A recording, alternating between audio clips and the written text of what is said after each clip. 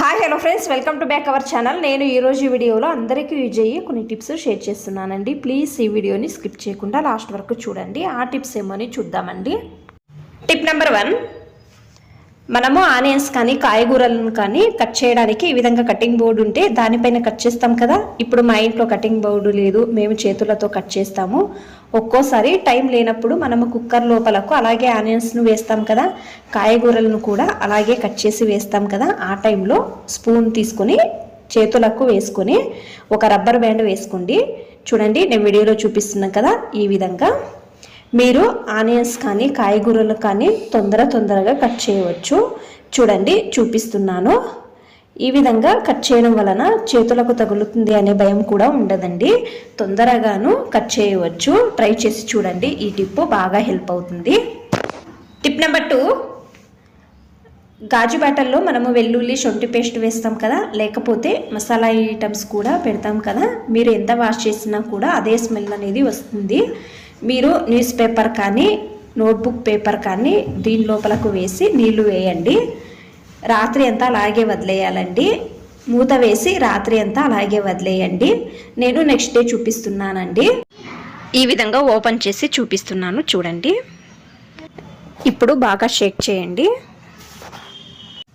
తర్వాత నీళ్ళను తీసి ట్యాప్ వాటర్తో వాష్ చేసుకుంటే మీకు దీంట్లో ఏ స్మెల్ అనేది రాదండి.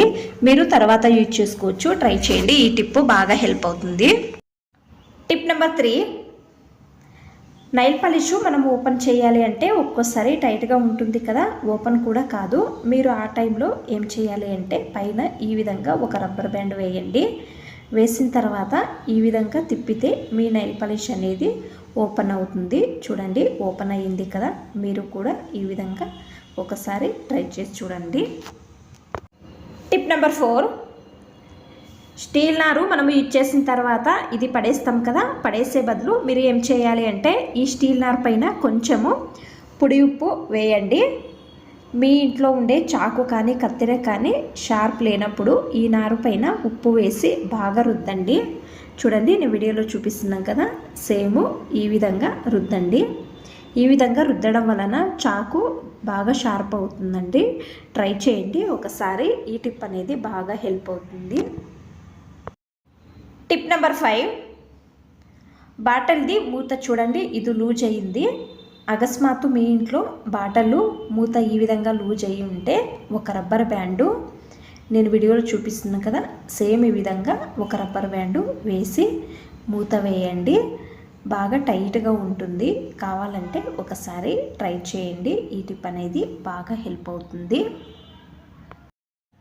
టిప్ నెంబర్ 6, ఇప్పుడు వర్షాకాలం కదా, కరెంట్ కూడా పోతుంది కదా, మనము మొబైల్తో టార్చ్ ఆన్ చేస్తాము. మీరు టార్చ్ ఆన్ చేస్తే కొంచెం మాత్రమే వెలుతురు అనేది వస్తుంది కదా. ఒకటి పాతది బాటిల్ తీసుకొని నీళ్లు నింపండి. బాటిల్లు దీనిపైన పెట్టండి. ఈ విధంగా పెట్టడం వలన రూమ్ అంతా బాగా వెలుతురు అనేది వస్తుంది. మీరు ఏ కలర్ బాటిల్ పెడితే ఆ కలర్ది వెలుతురు వస్తుంది. కావాలంటే ట్రై చేయండి ఒకసారి. మీకు అన్ని టిప్స్ ఇష్టమైతే ప్లీజ్ ఒక లైక్ చేయండి. ఇంకా ఎక్కువ మంది నా ఛానల్ని సబ్స్క్రైబ్ చేసుకోకుండా చూస్తున్నారు, ప్లీజ్ సబ్స్క్రైబ్ చేసుకోండి. Thanks for watching. ధన్యవాదాలు.